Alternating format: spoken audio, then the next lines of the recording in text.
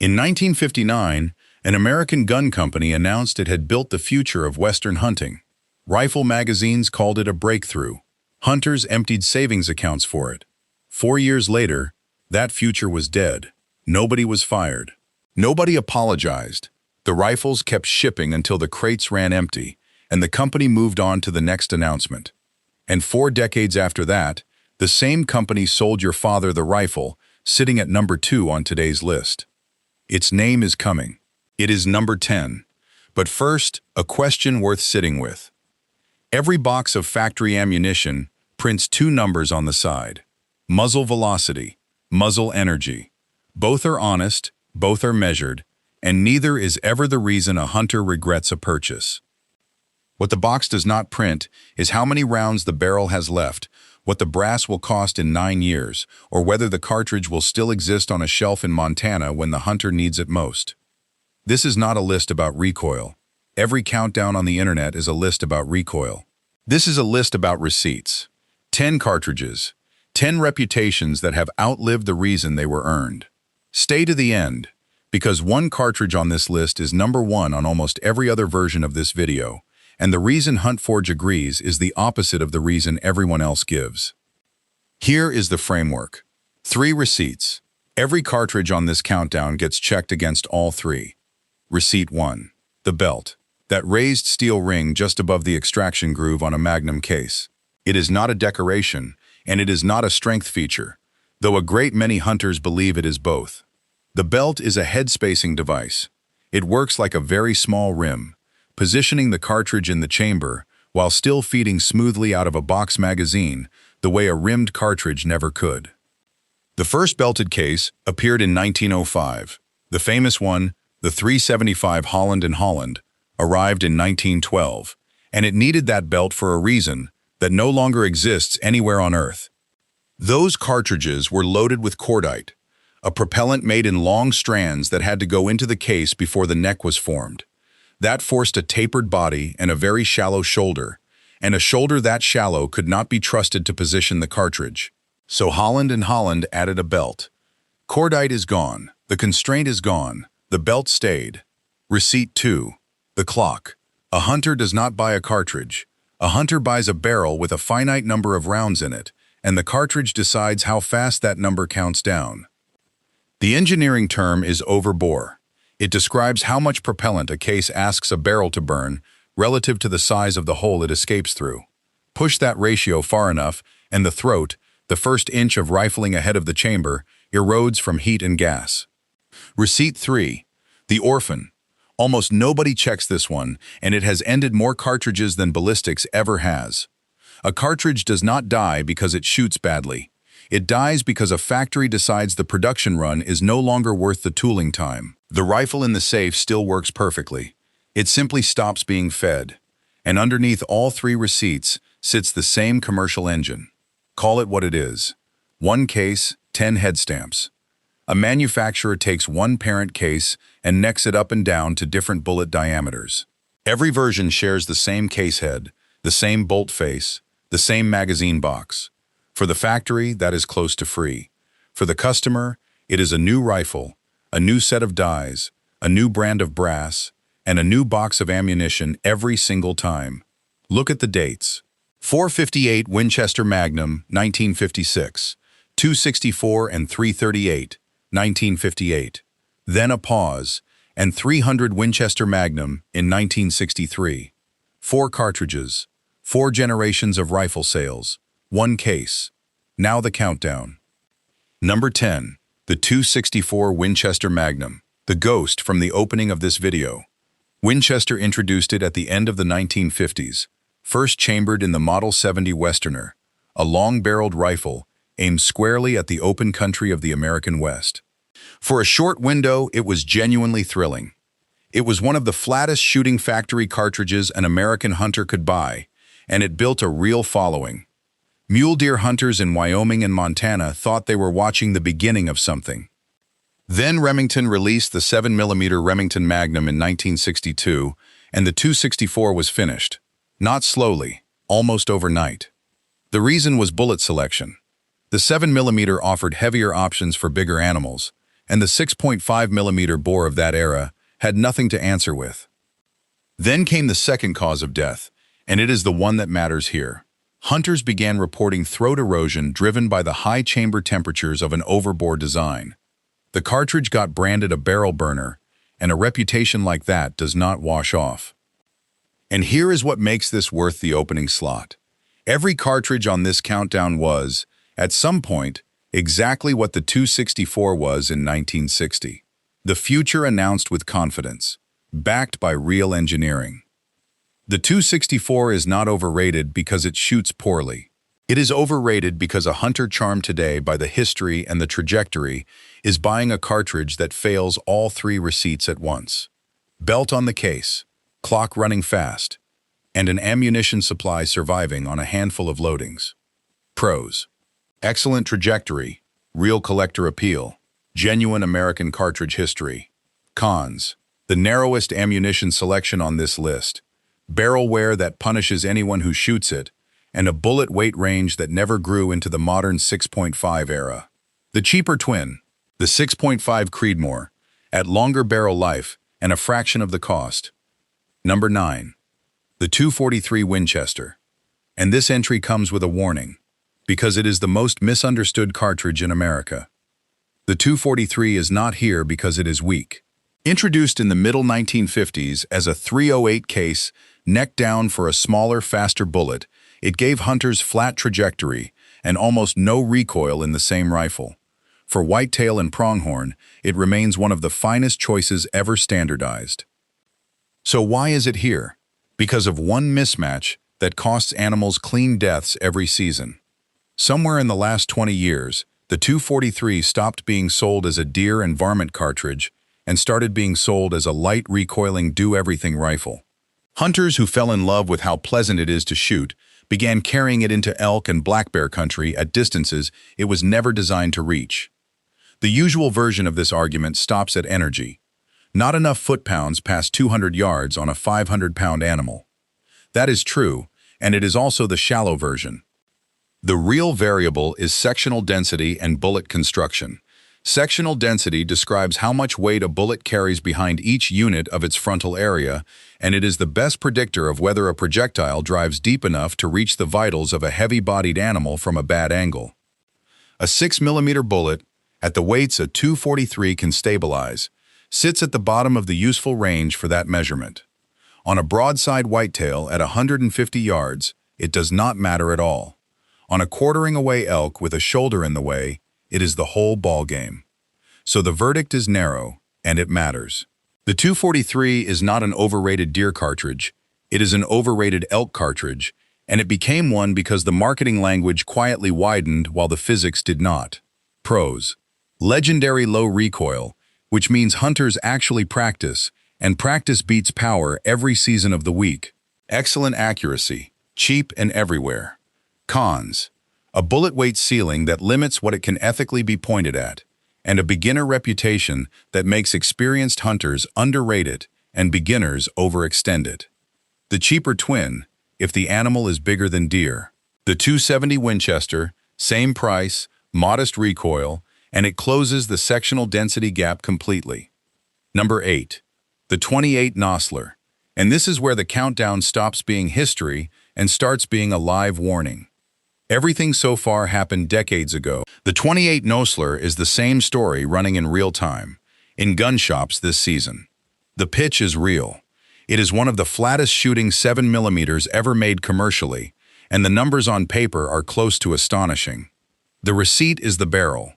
Shooters and custom builders working with the 28 Nosler commonly report peak accuracy falling off somewhere near 800 rounds.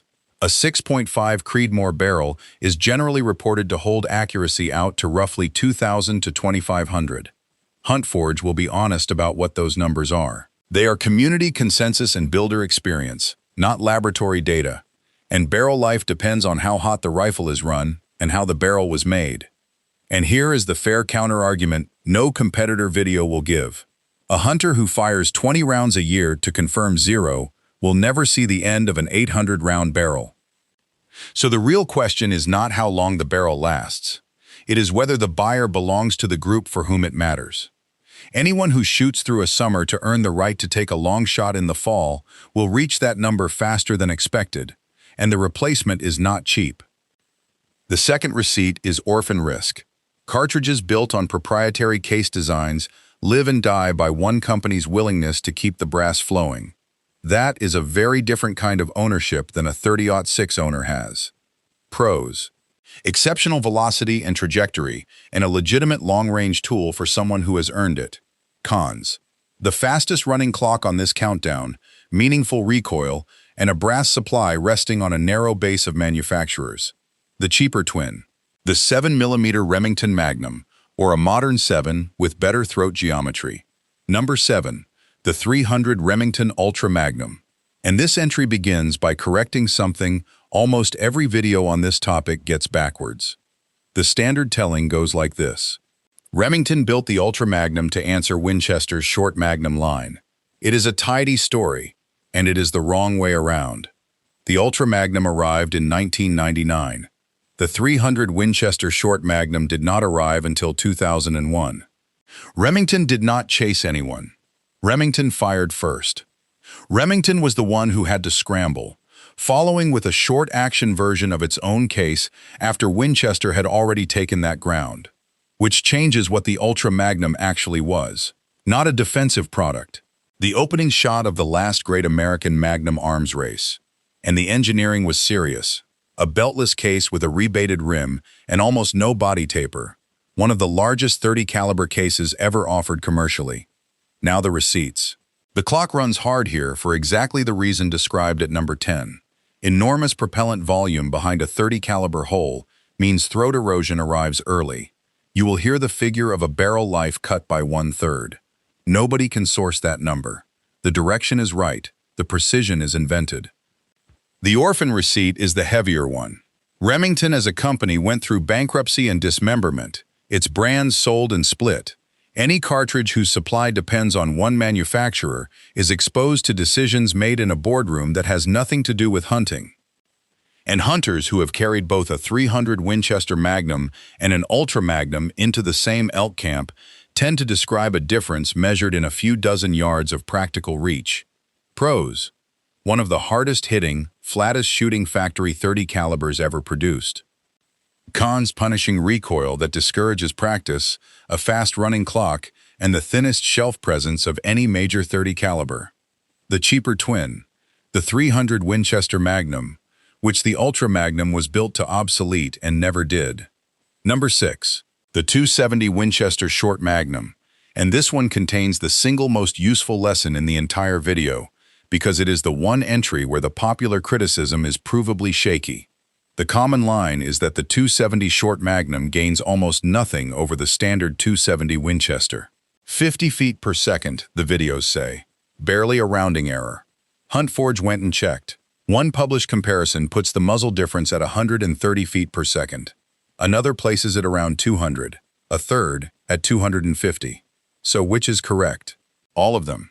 And that is the actual story. The gap depends almost entirely on bullet weight. With the lighter, faster bullets the Short Magnum was built around, the advantage is real and substantial. With the heavier bullets many hunters load for elk, it collapses toward nothing. Which means the Short Magnum genuinely does beat the standard 270 at the muzzle. It is one of the few Short Magnums that produced a measurable ballistic gain rather than a marketing one. And it's still lost. That is the part worth writing down.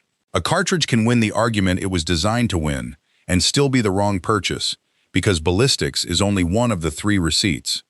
What killed it was the orphan problem, and the cause was structural. Winchester launched its Short Magnum family, and Remington launched a competing one within roughly a year. 2 rival systems, incompatible with each other, splitting a customer base too small to support even one of them properly. The consequence is visible on shelves today. Rifle production for several of those proprietary Short Magnums has ended, with ammunition surviving in a thin selection.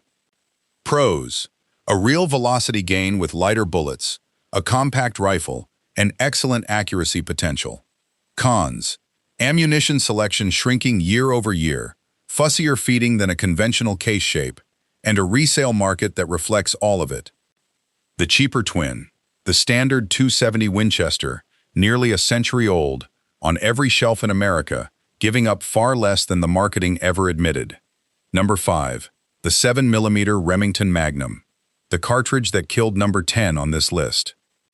Remington launched it in 1962 alongside a brand new rifle, and the timing was perfect.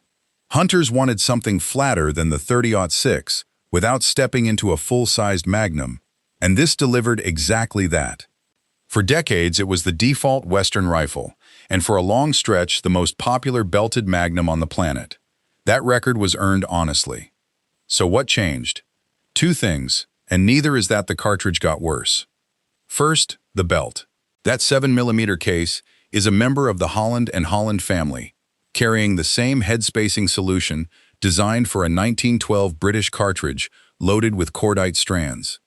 It head spaces on a steel ring that solves a manufacturing problem which stopped existing before most viewers were born. And hand loaders know the practical consequence. Because the chamber positions the case on that belt rather than the shoulder, the clearance ahead of it can leave brass stretching in one specific place, and case life pays for it. Second, the field caught up and passed it. Modern 7s with cleaner throat geometry and better bullets deliver the same practical results with less punishment. And that punishment is not a matter of opinion. Research for the United States Army Research Laboratory, published in 1996 by Harper, Ellis, Hanlon, and Murky, examined how recoil affects shooter performance. The finding was direct. Lower recoil conditions produced meaningfully better aiming results than higher recoil conditions. That is the mechanism behind every gun counter anecdote in every video on this subject. A hunter who flinches has lost more accuracy than any cartridge choice can give back. Pros: 6 decades of proven performance, ammunition on every shelf, rifles at every price point.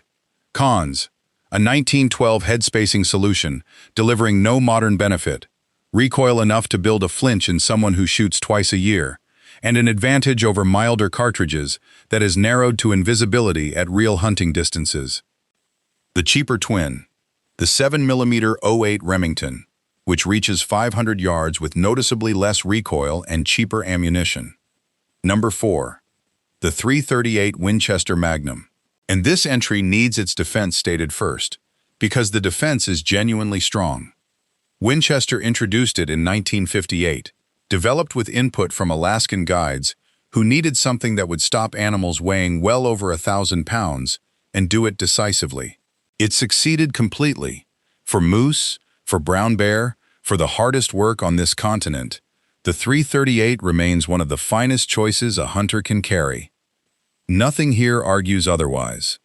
The problem is not the cartridge. The problem is who buys it.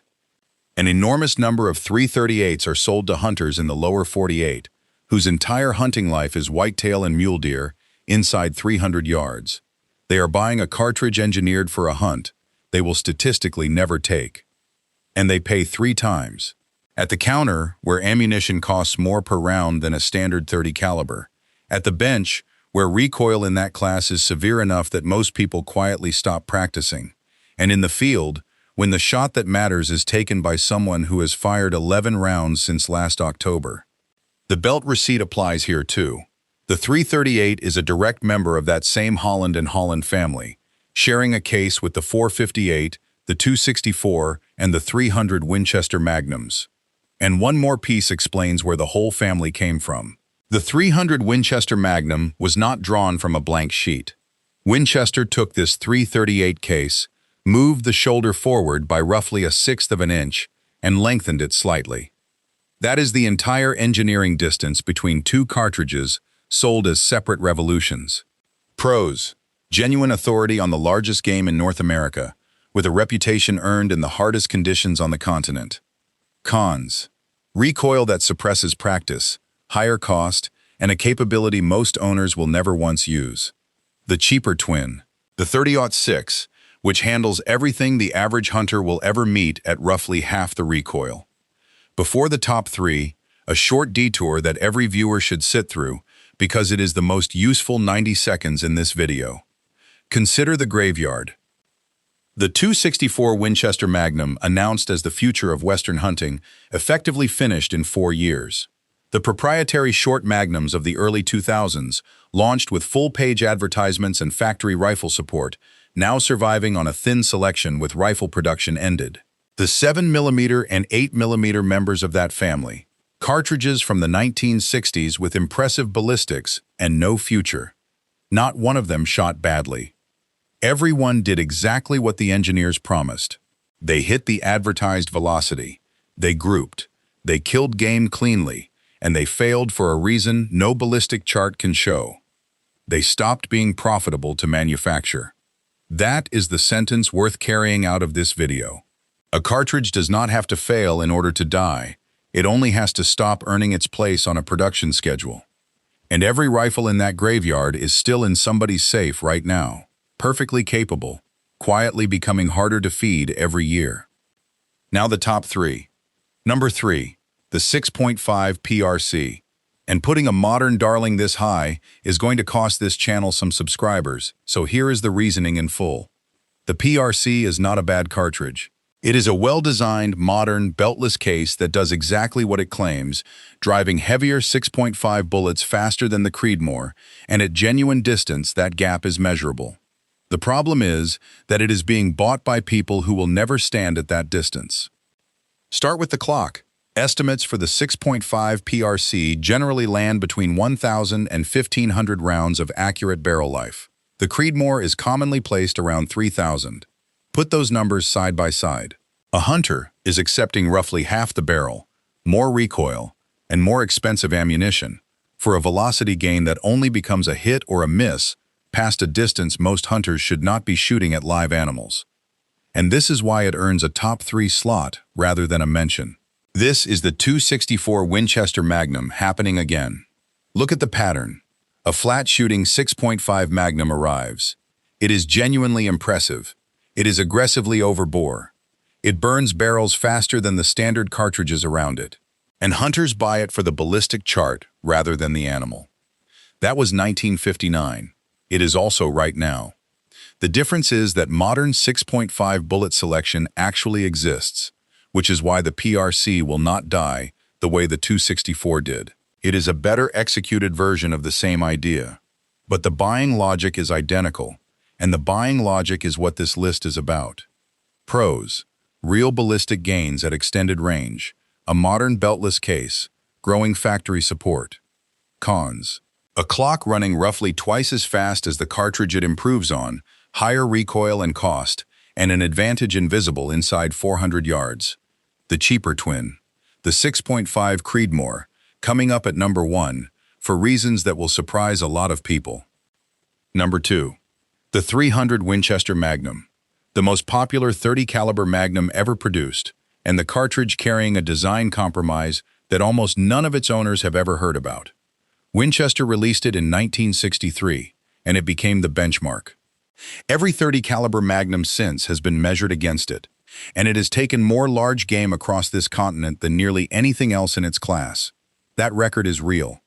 Now the engineering. There is a long-standing rule in cartridge design. A case should have a neck at least as long as the diameter of the bullet it holds. The neck grips the projectile, holds it straight, and lets it start moving consistently every time. For a .30 caliber bullet, that means the neck should measure at least 308 thousandths of an inch. The neck on a .300 Winchester Magnum measures 264 thousandths. The neck is shorter than the bullet is wide. That was not incompetence. Winchester was constrained.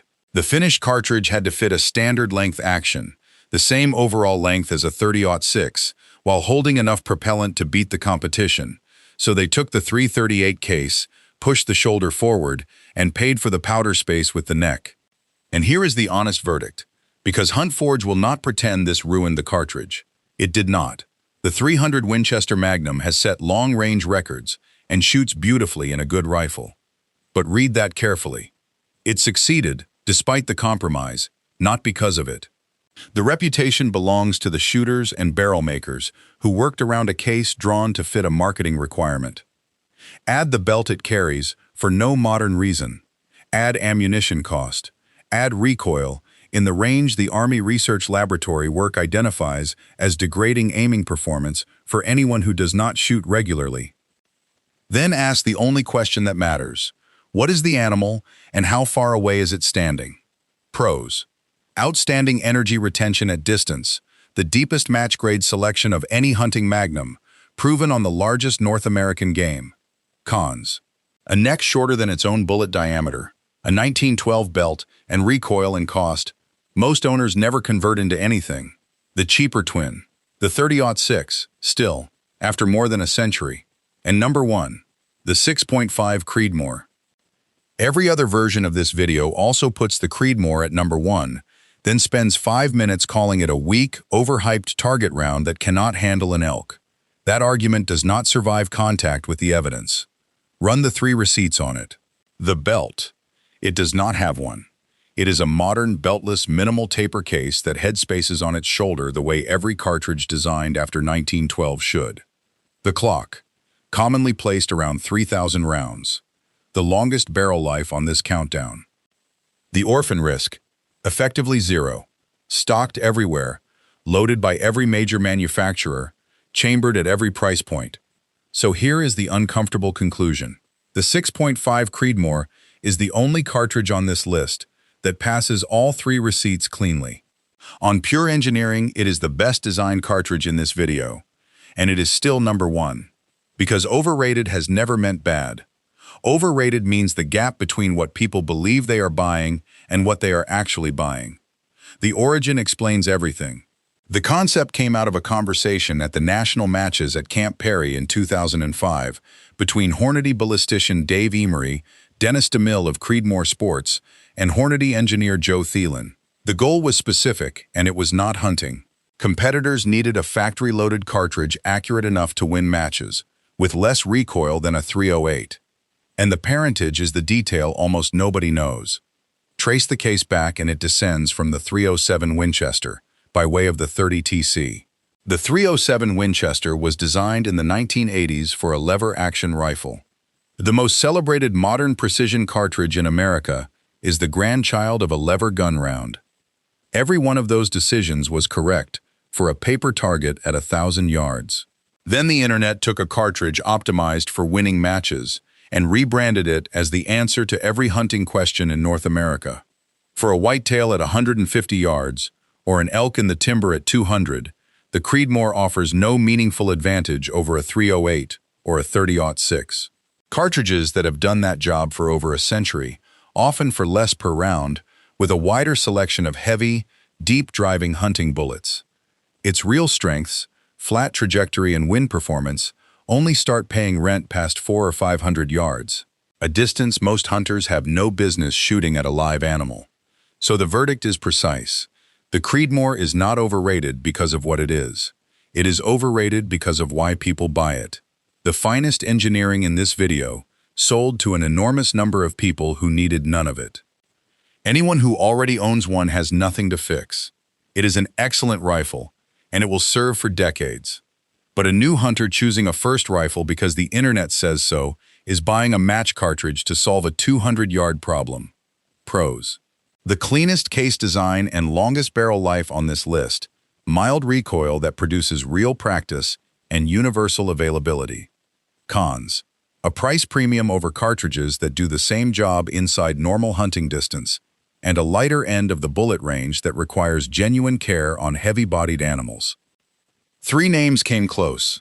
The 338 Lapua Magnum, when it is bought as a hunting rifle, which is a superb long-range cartridge and an expensive, heavy, hard recoiling way to shoot an elk at 200 yards.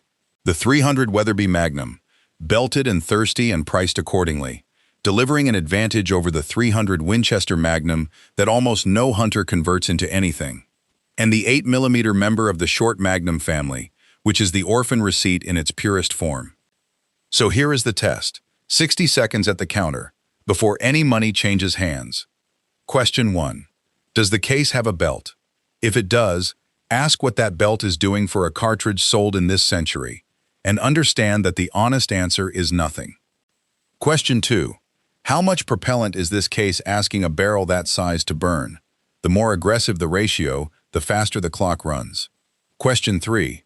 How many different loadings for this cartridge are on the shelf in front of you, right now, in this store? Not online. Not special order. On the shelf. That third question has ended more cartridges than ballistics ever has. None of the 10 names in this video are bad cartridges. Every one was engineered by serious people solving a real problem. The failure has never been in the brass. It is in the distance between the reputation printed on the box and the animal actually standing in front of the hunter. Go back to 1959. To a company announcing the future of Western hunting, and to the hunters who believed it, because they had every reason to. They were not fools. They read the same magazines, trusted the same names, and paid the same premium hunters pay today. The only difference between them and anyone watching this is 66 years and a slightly different head stamp. I have stood at that counter and reached for the more impressive box, and told myself it was about the animal when it was really about the name on the side. That is what this channel is for. Not to tell anyone what to carry, but to make sure that when a hunter hands over the money, they know exactly what they are paying for. If that is the kind of hunter you are, the kind who would rather have the whole receipt than the headline, subscribe to Hunt Forge. This is where the rest of the story gets told. Now open the safe. Count how many rifles in there are wearing a 1912 steel belt. Put that number in the comments.